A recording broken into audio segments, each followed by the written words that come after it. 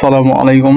আজকে ক্লাস হবে তারিফুল ইলমুস সারফ। ইলমুস সারফ কি, ইলমুস সারফের পরিচয় কি, আলোচ্য বিষয় কি, উদ্দেশ্য কি। ইলমুস সারফ ব্যাকরণের অন্যতম গুরুত্বপূর্ণ বিষয়। ইলমুস সারফ ছাড়া আরবি গ্রামার বোঝা অসম্ভব। তারিফুল ইলমুস সারফ, তারিফ মানে পরিচয়, ইলম মানে হচ্ছে জ্ঞান, সারফ মানে হচ্ছে রূপান্তরশীল জ্ঞানের পরিচয়। ইলমুস সারফ এর পরিচয়। ইলম অর্থ নলেজ, জ্ঞান, স্বাস্থ্য বা জানা। সার্ফ অর্থ পরিবর্তন বা রূপান্তর ইত্যাদি। ইলমুস সারফ অর্থ রূপান্তর সম্পর্কিত জ্ঞান। ইলমুস সারফ কি? রূপান্তর সম্পর্কিত জ্ঞান। ইলম অর্থ জ্ঞান, সারফ অর্থ রূপান্তরশীল, চেঞ্জ। পারিভাষিক রূপ।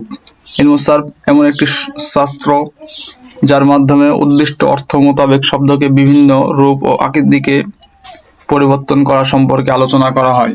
ইলমুস সারফ কি? এটা হচ্ছে রূপান্তর করে, কোনো শব্দকে ভিন্ন রূপ প্রদান করে, আকৃতিতে পরিবর্তন করে ইত্যাদি। উদাহরণ কি? নাসারা থেকে ইয়ানসুরু। নাসারা শব্দের শুরুতে ইয়া যুক্ত হয়ে ইয়ানসুরু শব্দটি রূপান্তরিত হয়েছে। নাসারা মাজি, ইয়ানসুরু মুজারি। ইলমুস সারফ এর আলোচ্য বিষয়। ইলমুস সারফ এর আলোচ্য বিষয় কি? আল কালিমাতুল আরাবিয়াতুল মুতাসাফফাত। আল কালেমা শব্দ, আরাবিয়া আরবি শব্দ, মুতাসাফফাত সকল রূপান্তরশীল শব্দ বা পদ।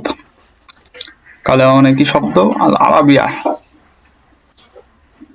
মুতাসাফফাত সকল রূপান্তরশীল শব্দ বা পদ।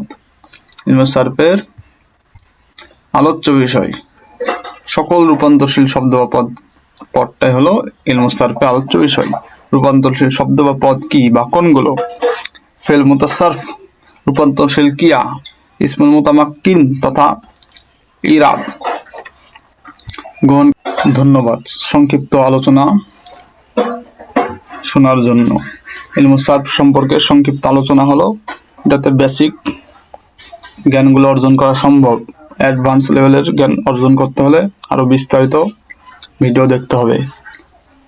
বেসিক টু অ্যাডভান্স ক্লাসের 100টি ক্লাস হবে ইনশাল্লাহ।